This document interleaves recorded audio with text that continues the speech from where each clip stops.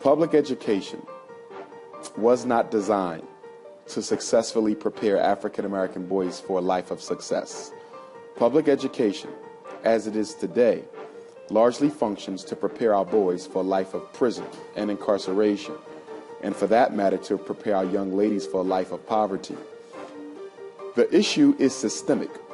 A lot of people speak of the problem being the parents, disinterested students, the influence of hip-hop. And although all those factors are relevant, they're not primary. The primary reason why the young men are not learning is because the schools aren't designed to teach them, and the personnel necessary to reach them are simply not being hired. 93% of all of America's teachers are middle-class European American females. Our boys not only need men, they need black men. Education is a helping profession, much like my own, psychology. In order for me to be effective therapeutically, I have to be able to relate to my clients. If I can't relate, I can't help them. It doesn't matter how many degrees I have. It doesn't matter how extensive my experience or how well I'm traveled. It's the same with education. If you don't care about the child you're teaching, you're not going to be able to grow them academically. The other problem does relate to the home. Our parents, unfortunately, suffer from a very significant degree of apathy. I regularly speak at back-to-school nights for schools across America. And even in schools with 1,000 students, 500 students, you're lucky to see a dozen or 24 parents. Their disinterest in their child's education serves as the conduit through which the miseducation machine is allowed to actually miseducate.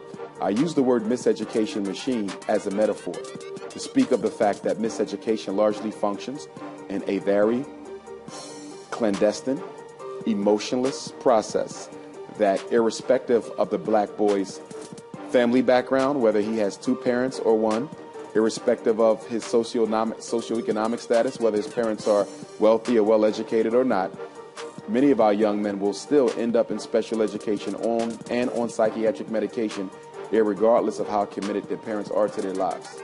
But what about although we do have success stories, we have to also keep in mind that the success stories are not the norm. What we need is a norm of success where most of our children are being successful. Right now in America, only 1 out of every 4 black boys graduates from high school. That is nationwide, irrespective of class. Right now in America, only 3 out of every 100 black baby boys born will ever see the inside of a college. So although we do have success stories, and I know of many of them, they're not the norm. And what we have to do is transform the system of miseducation into a system of success, so we don't simply have success stories, but a regular pattern of success. Specifically, what I see happening is that young men who teachers deem to be disrespectful, threatening, challenging, young men who come to school fatherlessness or with emotional issues or with personal adjustment issues, as opposed to receiving the help that they need, they're simply marshaled off to special education or down to the psychiatrist for medication. We have to understand that the school is not isolated from all the other institutions in our society.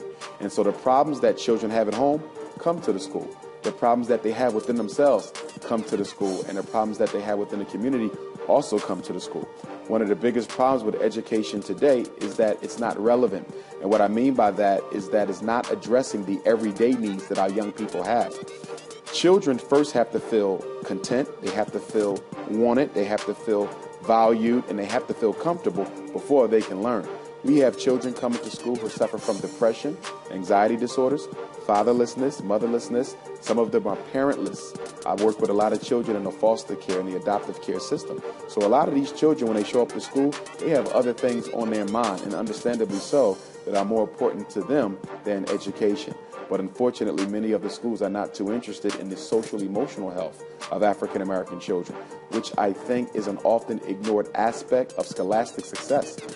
My pre-doctoral dissertation was on a relationship between self-concept and academic achievement. And we find a very strong and overriding relationship between what a child feels about themselves and how well they function in school. But unfortunately, we now live in a culture of teaching to the test, where the only thing that matters is the test score. And as a result of that, so much of education is being lost.